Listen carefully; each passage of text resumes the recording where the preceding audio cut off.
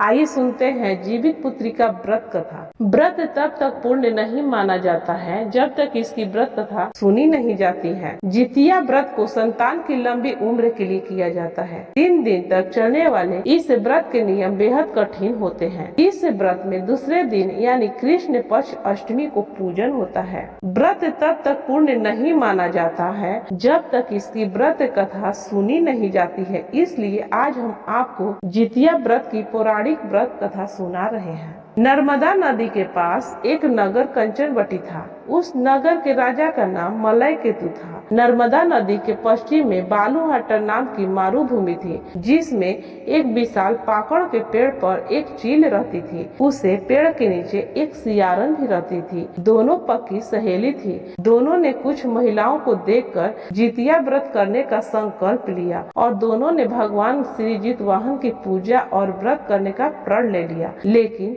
जिस दिन दोनों को व्रत रखना था, उसी दिन शहर के एक बड़े व्यापारी की मृत्यु हो गई। उसका दाह संस्कार उसी मरुस्थल पर किया गया। सियारन को जब भूख लगने लगी तो मुर्दा देखकर वो खुद को रोक नहीं सकी और उसका व्रत टूट गया। पर चील ने संयम रखा और नियम और श्रद्धा से अगले दिन व्रत का पालन किया। फिर अगले जन्म में दोनों सहेलियों ने ब्राह्मण परिवार में पुत्री के रूप में जन्म लिया। उनके पिता का नाम भास्कर था। चील बड़ी बहन बनी और उसका नाम सीलवती रखा गया था। सीलवती की शादी बुद्धिसेन के साथ हुई। सियारन छोटी बहन के रूप में जन्मी और उसका नाम कपूरावती रखा गया। उसकी शादी उस नगर के राजा मलय केतु से हुई। अब कपूरावती कंचनवटी की नगर की रानी बन गई। भगवान श्री जितवाहन की आशीर्वाद से सीलवती के 7 बेटे हुए, पर कपूरावती के सभी बच्चे जन्म लेते ही मर जाते थे। कुछ समय बाद सीलवती के 7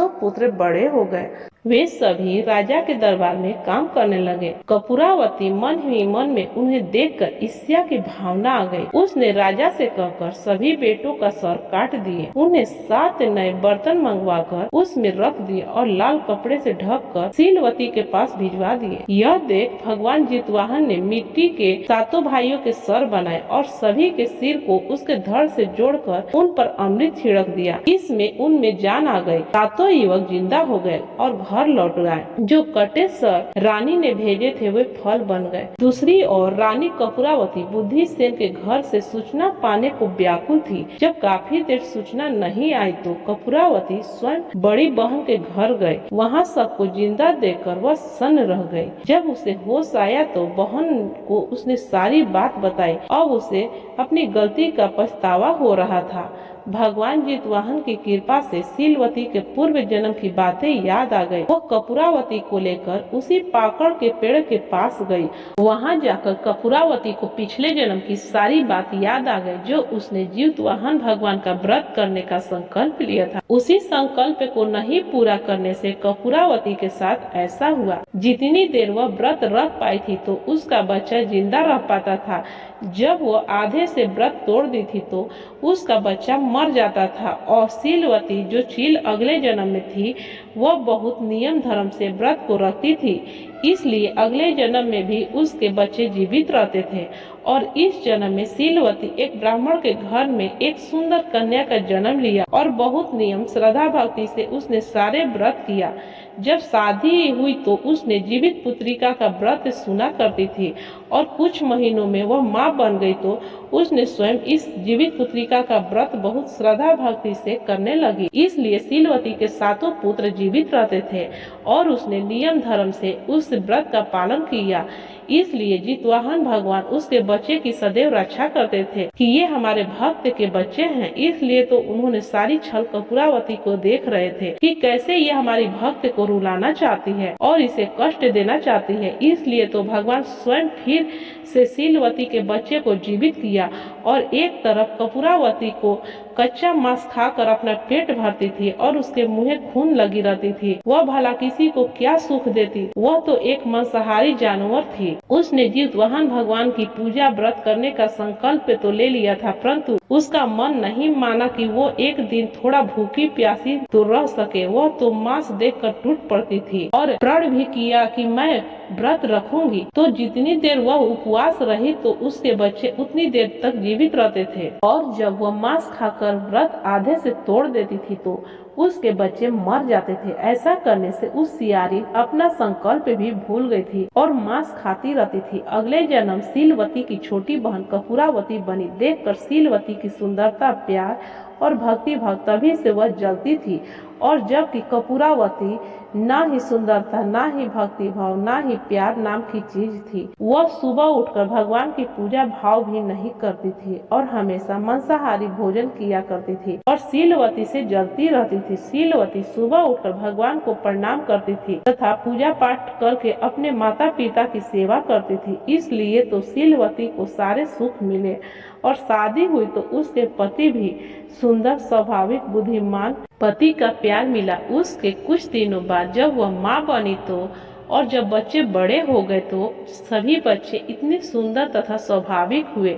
वो अपनी माँ को तो प्यार करते ही हैं, परंतु वो अपनी मौसी कपूरावती से बहुत प्यार करते थे। वही कपूरावती की शादी मलय केतु राजा से होती है। वह ज्यादा सीलवती के बारे में ही सोचती रहती थी और अंदर ही अंदर सीलवती तथा उसके पति बच्चे से जलती रहती थी। इधर कपूरावती के शादी के बाद बच्चे भी होते हैं तो वो मर जाते थे, इसलिए कपूरावती और अंदर ही अंदर ज्यादा जलने लगी। उसके कलेजे में मानो मौसी का प्यार नहीं जहर भरा हुआ था। उसने अपने सीलवती के बच्चे को अपने राज दरबार में बुलाया और उनसे झूठा प्यार छलावा दिखाकर बोली, बेटा तुम लोग के बिना मेरा मन नहीं लगता, तुम लोग यहीं राज दरबार में रहो मेरे पास। तो उन लोग ने अपनी माँ से आज्ञा लेकर कुछ दिनों के लिए राज दरबार में रहने लगे। कपूरावती को वह मौका मिल ही गया। उसने राजा से कहकर राज दरबार से बाहर ले जाकर सातों पुत्र के सिर कटवा लिए और सातों की सर मंगाकर रानी कपूरावती को पेश करा दिए। अब तो कपूरावती इतनी खुश हो गई थी कि मानो उसे दुनिया की सारी खुशी मिल गई हो। इधर सीलवती जितवाहन भगवान की पूजा की तैयारी में लगी हुई थी। वह जितवाहन भगवान की व्रत की उपवास थी। उसी दिन कपूरावती सीलवती के बच्चे को मारकर बहुत खुशी महसूस कर रही थी और सातों बेटों की सर एक एक नए थाली की बर्तन में रखकर सीलवती के घर भेजने का आदेश दे दिया। उधर जो राज दरबार से दूर जंगल में सातों बेटों का धर पड़ा हुआ था, जितवाहन देवता उनकी सर बनाकर सातों पुत्र पर अमृत छिड़ककर उसमें जान डाल दिए और उनकी याद भुला दिए और जो सर था उनको फल बना दिए। वह अपने घर चले जाते हैं, फिर अपनी माँ से ढेर सारी बातें करते हैं तथा जितवाहन भगवान की कथा सुनते हैं। तभी वह दरबार की सिपाही सातों थाली में लिए फल लाकर पहुंचा जाता है और बोलता है कि कपूरावती आपके लिए यह फल भेजे हैं। तो सीलवती ने एक तरफ रखवा देती है और वह कुछ नहीं जानती थी। जब उसने ढका हुआ कपड़ा हटाया तो सभी बेटों की सारी बात याद आ गई। तो उसने अपनी माँ से सारी बात बता दी। तो उसकी माँ सीलवती भगवान जितवाहन भगवान की कथा पूजन करती है और बोलती है, हे जितवाहन भगवान, मैं हमेशा हर साल पूजा करूंगी। मेरे बेटे को सलामत रखना प्रभु, मैं आपकी जयकारा लगाती हूँ। ऐसा कहकर उसने भगवान जितवाहन भगवान को प्रणाम किया। उधर कपूरावती के पांव डगमगाने लगे। जब उसने ऐसा सुना कि उसके बेटे जिंदा हैं तो वह अपने कदम रोक नहीं पाई। वह उसी वक्त आकर देखने लगी और पछतावा करने लगी। तभी सीलवती उसकी हाथ पकड़कर उस पाकड़ वृक्ष के पास ले जाती है तो उसे सारी बात याद आ गई, उस संकल्प का जो अधूरा है। तो उसने भी जितवाहन भगवान की कथा सुनी। उसकी बहन सीलवती उसे जितवाहन भगवान की कथा सुनाती है तो वह घृणा भावना खत्म हो गई और उसने सीलवती तथा उसके बच्चे से माफी मांगी। कुछ दिनों के बाद कपूरावती के भी बच्चे हो गए और जीने लगे। कपूरावती अब हमेशा भगवान की पूजा भक्ति करती थी।